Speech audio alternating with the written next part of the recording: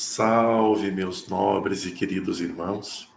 Mais um sábado que chega e nós aqui dando a continuidade no nosso trabalho, que é do estudo, do aperfeiçoamento, do desenvolvimento do Livro dos Médiuns.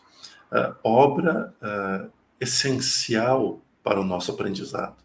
Se bem que até hoje, todas as obras que eu li, eu acho que eu separaria uma ou duas para dizer assim, não, essa obra não é legal, não. Mas nas demais, todas são essenciais. Mas quando o assunto é mediunidade, é intercâmbio com a espiritualidade, Kardec foi preciso nas suas colocações, foi preciso, acima de tudo, na catalogação, em agrupar conteúdo e esclarecer. Então, ele passa a ser uma leitura essencial para todo mundo que se lança no mundo da espiritualidade, seja ela da crença que for, né? Porque a questão não é a crença, e sim o estudo, o aprendizado. Aqueles que são espíritas, então, sabem muito bem daquilo que nós estamos falando aqui, porque é uma das obras de cabeceira de todos os trabalhadores das casas espíritas. E hoje nós estamos falando sobre psicografia, que está no capítulo 15, médios escreventes ou psicógrafos, e nós vamos estudar hoje três pontos dessa mediunidade, que é a mediunidade semimecânica, a mediunidade, os médiuns inspirados ou involuntários, e vamos ver também os médiuns de pressentimentos.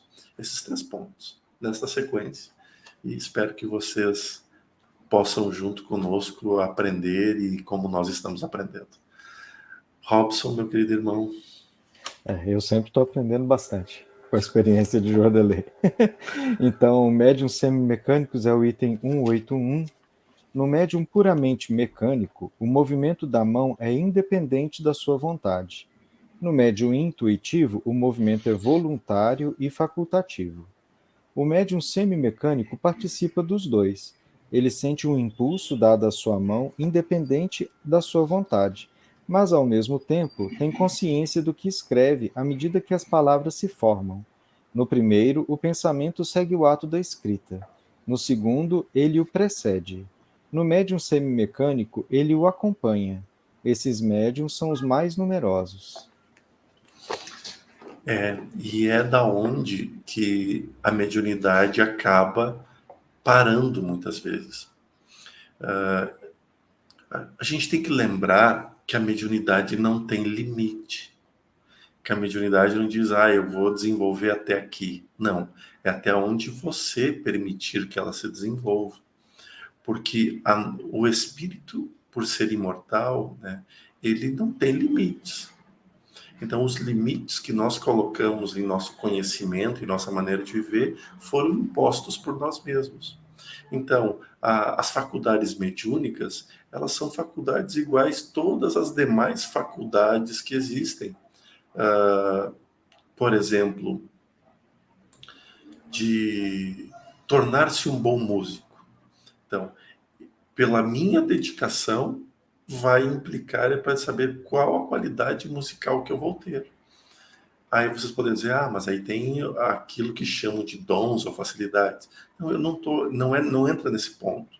Uma pessoa sem facilidades, ela pode ser muito esforçada e vir a longo prazo tocar muito melhor do que alguém esforçado, do que alguém com facilidade. E isso há milhares de exemplos no campo musical e em qualquer outra área. Mas o limite quem colocou foi aquele que correu atrás. A mediunidade é a mesma coisa.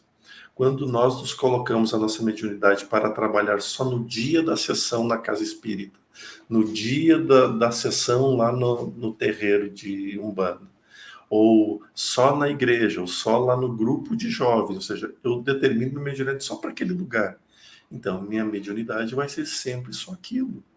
No máximo, vai se expandir ao ponto de sair da intuição e vir para uma mediunidade semimecânica. Mas o aprofundamento, que é o estudo, que é a entrega, que é o conhecimento, isso fica falho. Então, por isso que se encontra, às vezes, muito mais médiuns estagnados numa região do que nas demais, né? Como a mecânica total, né? Aquela que é totalmente inspirada pelos espíritos. E assim em todas as faculdades mediúnicas. Na psicografia é um dos pontos mais interessantes, porque a gente está ali escrevendo, né? Eu sei porque isso acontecia comigo. Eu recebia a mensagem como telefone sem fio e escrevia, né? Aí depois, quando eu fui para a CEDIC, que é uma casa espírita lá em Santa Maria, e lá eu trabalhava às vezes como médium psicofônico, né, nas obsessões, ou na grande maioria das vezes eu ia para uma sala ao lado, eu e o Marcos, Marcos, Marcos, e a gente ficava com uma lista de nomes, nome, endereço, data de nascimento, e a gente ficava dando mensagens, orientações espirituais, era assim que eles chamavam. Então a gente recebia mensagem da espiritualidade psicografadas e passava. Mas nesse trabalho que fazia, para mim era semi-mecânico, porque eu me concentrava na pessoa e começava a escrever. Só que conforme eu ia escrevendo, eu ia lendo o que estava sendo escrito. Mas eu só tinha acesso à leitura, não ao pensamento anterior. Mas no início era o pensamento, ou seja, eu passei pelas duas. Não fui adiante, porque, primeiro, a espiritualidade do Oikenazi disse que não era o momento, e porque eu também nunca estudei psicografia, nunca me dediquei à psicografia. E então parou por ali. Quando eu saí da CEDIC, parou o trabalho de escrita.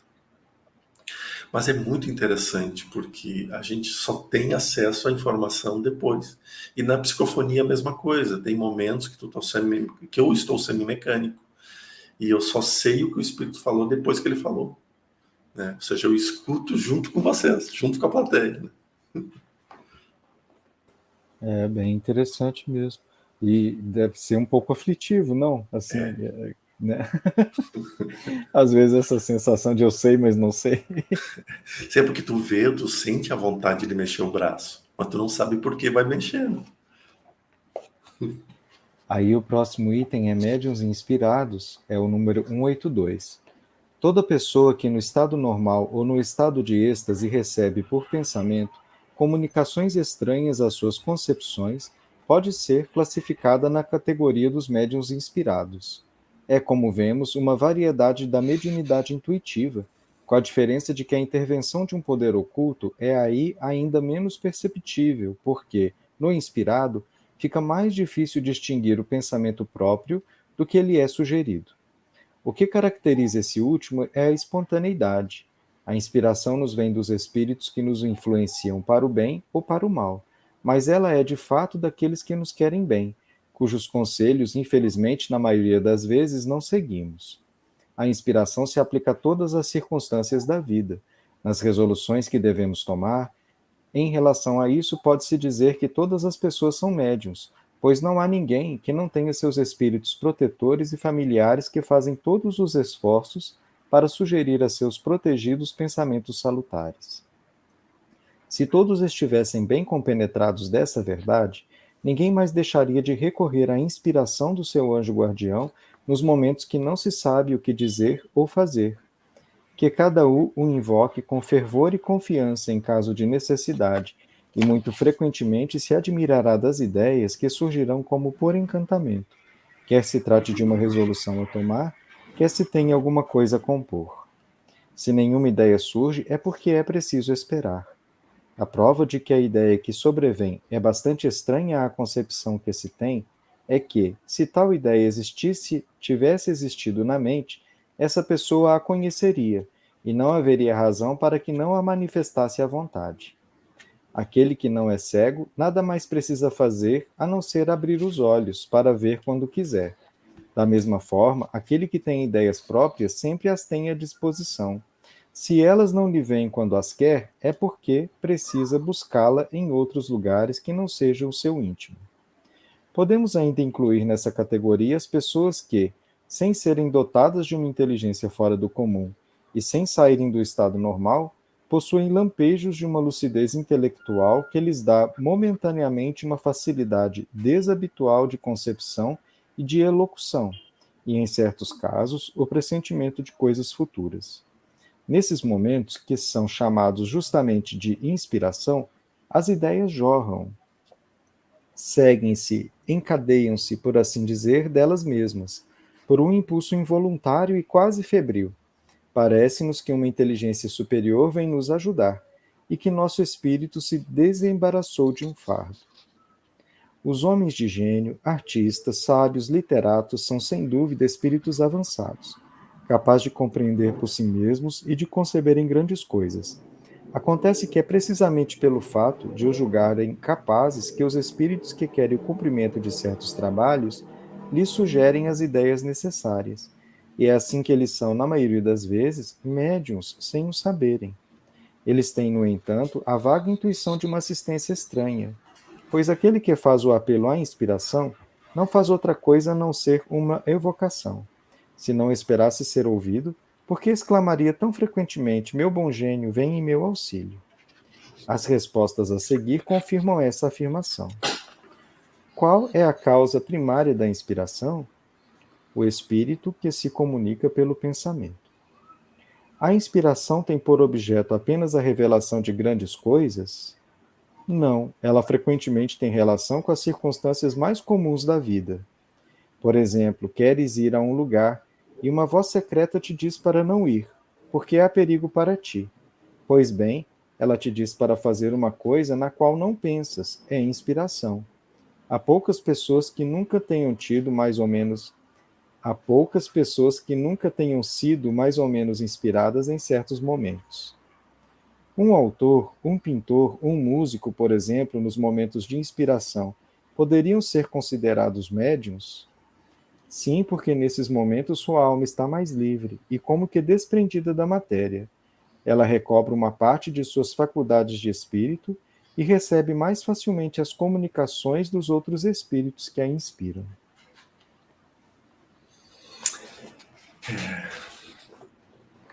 Eu dei uma viajada aqui nos palcos da vida que eu toquei já, e é muito interessante, porque é isso mesmo. Quantas e quantas vezes a inspiração surgia do nada, assim, simplesmente ela, puf, e vinha uma ideia musical, ou vinha uma forma de. Tipo, dentro das músicas tem algumas passagens muito difíceis de serem executadas. E vinha a inspiração de como executar aquela passagem, de como estudar ela, de como desenvolver ela. Isso eu vivi muito, experienciei muito esse acontecimento enquanto músico. Como médium, já não era mais tão perceptível essa inspiração. Por quê? Porque eu já estava consciente do que eu estava fazendo, que era a mediunidade. Então, quando a gente é inconsciente, e isso é um ponto muito interessante, porque a mediunidade não é só para aquele que sabe que é médium. A mediunidade é para todos. E veja que Kardec até coloca aqui, muitas pessoas são dirigidas e não sabem como fazer. Eu estava conversando esses dias com a Gabriela, que ela é cirurgiã, né? E eu disse a ela, mas os espíritos, porque ela tem muito medo de espiritualidade. Mas os espíritos mexem contigo, os espíritos estão te auxiliando nas cirurgias espirituais. E ela disse, não sei como, e eu nunca vi ela operar. Mas eu disse, tem duas formas que tu segura o bisturi. Pelo menos é o que eles estão dizendo. Quando tu pega como uma caneta é você, quando tu pega com o dedo por cima é ele. E ela regalou o olho e disse, como que tu sabe disso?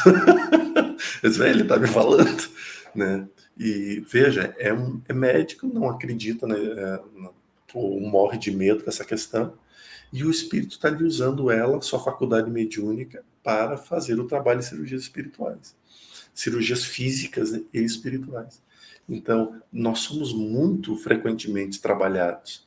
Agora, imagina que lindo ter a consciência disso, de que a gente pode ser uma ferramenta, e uma ferramenta do bem para auxiliar mais. Mas requer muito do estudo para nós chegarmos ao ponto de ser inspirado, né? Ou seja, naquele momento é uma fusão praticamente completa de ambos os lados, né, da mente influenciadora, da mente inspiradora e da mente a ser inspirada. Esta fusão completa gera muita coisa boa. Eu acho que eu vivi uma coisa bem assim, né? Sobre inspiração, sobre o que estudar. Porque eu tô com uma fila de estudos, né? E essa fila de estudos todos têm relação com psicologia, tem relação com uma pergunta que eu fiz para mim mesmo, né? Tanto quanto profissional, mas também como pessoa, que é assim, como a gente consegue ajudar ou como a gente consegue influenciar para transformar a mente da outra pessoa. Porque a gente sabe que a gente não consegue interferir no livre-arbítrio do outro e que a mudança mental da pessoa é escolha dela.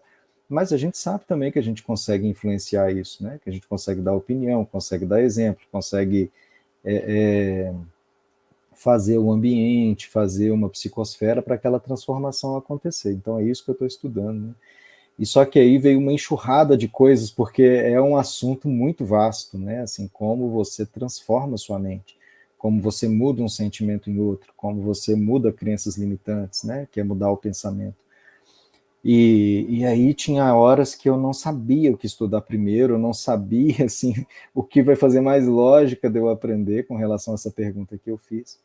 E tinha muitos momentos que eu sentia, assim, quase que o livro pular na minha mão, assim, não, esse aqui primeiro, porque vai fazer sentido para o que você vai estudar depois. E um tempo de estudo foi necessário para eu perceber que essa intuição, ela estava me dando mesmo uma dica, assim, de uma organização desse estudo para a coisa facilitar. Então, às vezes, o que eu estudava antes fazia diferença para eu entender o que estava estudando a seguir.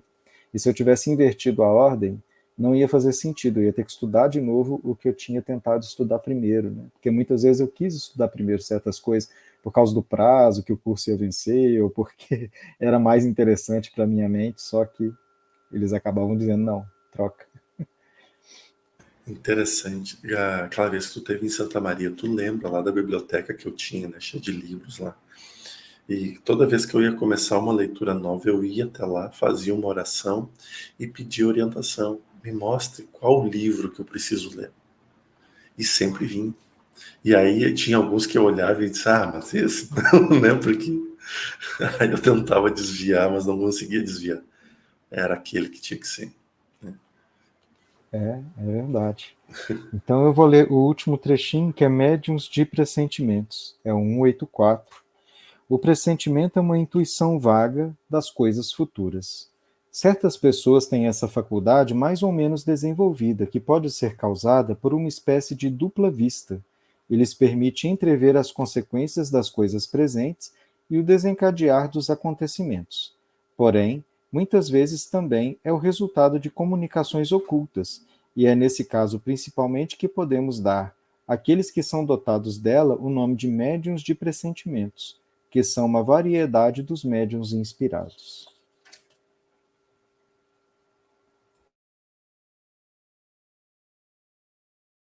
Você está sem som, Jordi. Obrigado, Robson.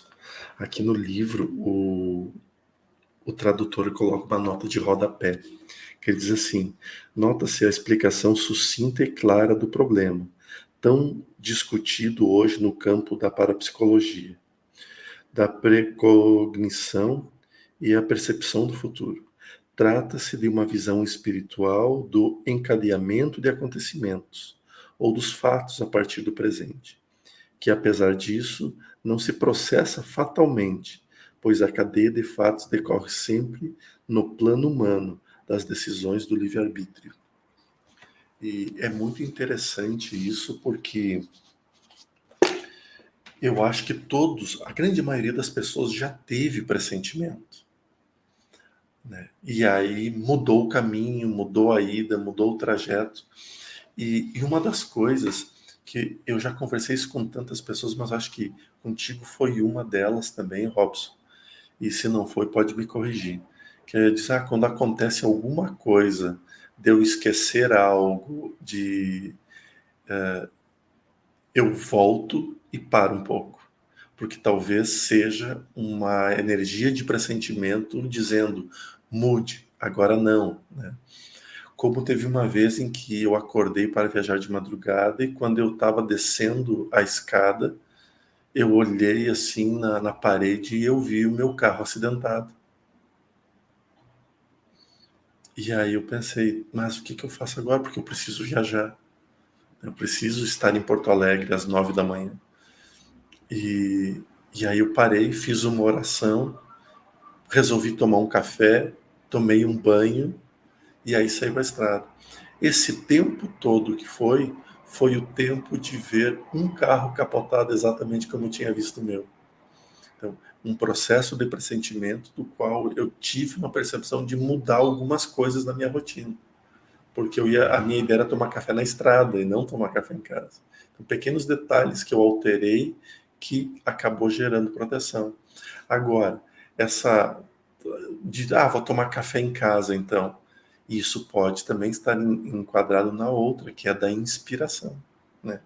Foi inspirado, mostrou o problema, né? Mostrou o pressentimento, veio a inspiração, veio a realização. Então, acho que é muito comum e talvez todo mundo tenha alguma outra história em relação a pressentimentos. Eu acho que a nota que você leu, né, é fundamental porque eles dizem assim, é o tipo de inspiração, né, ou de informação que os espíritos trazem, mas que nunca vai interferir no nosso livre-arbítrio. Você vê que não foi o mentor, porque o mentor comunica contigo, então ele poderia ter virado e falado assim, vai ter um acidente, né, não sai tal horário, ou não viaja hoje, né? E não foi bem isso que aconteceu. Você teve essa, né, essa sensação interna, essa percepção diferente e sentiu que tinha uma coisa que não estava bem, né? E tomou uma decisão sua. Não, vou tomar um banho, vou fazer isso, vou fazer aquilo. Então, eu acho que em termos, né, de uma busca que às vezes as pessoas têm de simplificar essa questão do futuro, tem muitas pessoas que procuram os mentores, é quase isso, como se eles fossem bola de cristal, né? Me fala onde eu vou arrumar emprego. Me fala se essa pessoa vai casar comigo. Me fala quantos filhos eu vou ter, né? E eles não vão fazer isso, porque isso são coisas que interferem no nosso livre-arbítrio. E se a gente tem, então, essa clareza, né, de que sim, existem chances das coisas acontecerem e eu tenho que estar com a minha mente antenada para essas chances, e eu posso, então, mudar a minha escolha, mas a escolha sempre é minha. Por mais que exista alguma interferência, alguma imagem, alguma coisa, eu fiz uma escolha, né? E eu acho que isso é o principal desse trechinho, com essa nota que você leu, porque as pessoas querem transferir a responsabilidade dessa escolha para esses pressentimentos, né? Ah, mas eu pressenti que ia dar certo em tal emprego e não deu. Ah, é porque você fez alguma escolha, né? Não é porque o mentor furou com o que você queria que acontecesse, né? Exatamente. E isso incrível, né? Porque a gente tem escutado tanto nas lives, né? Nas mensagens dos mentores. Nós possuímos a responsabilidade. Nós precisamos assumir as responsabilidades. E aí vem agora, no estudo de psicografia, reforçar ainda mais esses cuidados. Espero que vocês todos tenham gostado, né? Para mim sempre é muito bom ler, porque conforme a gente vai lendo, vai vindo esses insights de lembranças que a gente viveu que muitas vezes ficam apagadas e esquecidas. E numa faísca assim vem a ideia de novo, vem a lembrança. E desejamos, nós aqui, Robson e eu, e toda a equipe do portal, um fim de semana abençoado a todos vocês, com muita luz, com muita paz, e nos vemos na próxima semana. Fiquem com Deus.